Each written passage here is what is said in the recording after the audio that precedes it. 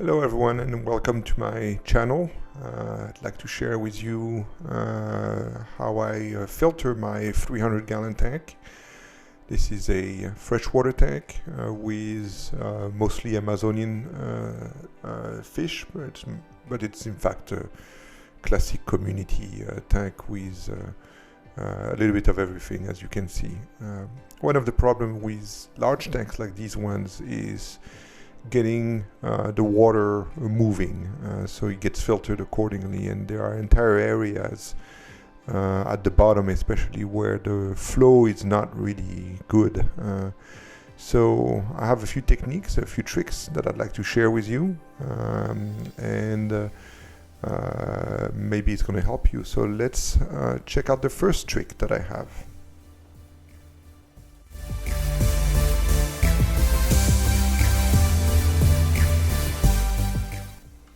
Now, one of the challenges is that with all this vegetation that you see here, I cannot run powerful pumps that are going to be moving everything all the time. So in fact, I schedule it, and I have 3 pumps. This is a 800 gallon pump per hour, and the 2 other ones that you see on each side are 530 gallons per hour pumps. And what they do is they run 10 minutes on the hour and make sure that there's a nice flow a little bit everywhere.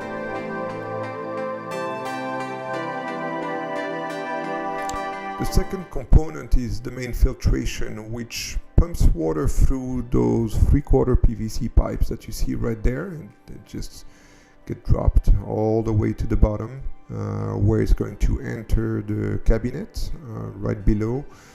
I have 3 pumps. They are Eheims 2217 and one 2213. Actually, that very 2217 you just saw is in series with another one, and the water gets pumped all the way to the other side where you can see those tubes, those black tubes coming out. So the way it works is I pump from one side, it goes all the way to the 2217, then the 2213 goes out right there and gets extracted on the right hand side. And then the right hand side has exactly the same tube, and we pump through a single 2217, which then extracts the water towards the left side. So it's kind of an infinite loop and keeps the water clean.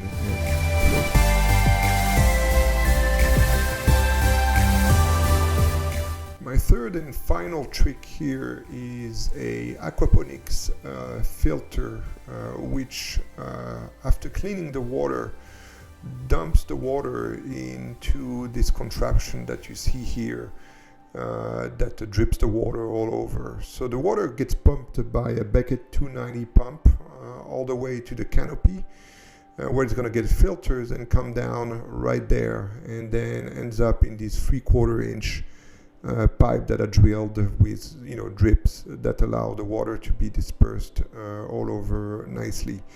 It is important to disperse that water because it's so clean that it lacks a lot of nutrients, and I've noticed that my plants in the tank don't grow that much if I concentrate everything in one area. So this is the top of the canopy, where you get to see right there where the water comes in. This is the entrance, and the water flows through two 2-foot planters that are hooked up and joined at the middle. This is my secret weapon, the pothos plant that eats and captures all the nitrates that you can think of. I mean, it's very powerful. This is from the other side.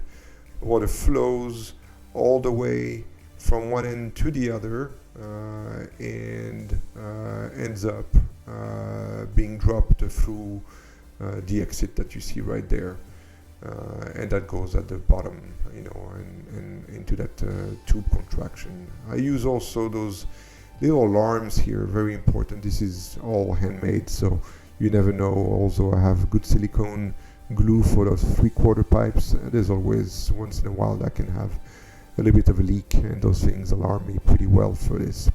I use LEDs that are turned on 6 hours per day, and my pothos plants love them. So get some nice clean water, and I wanted to share with that with all of you. Hope that was helpful and you can get the same.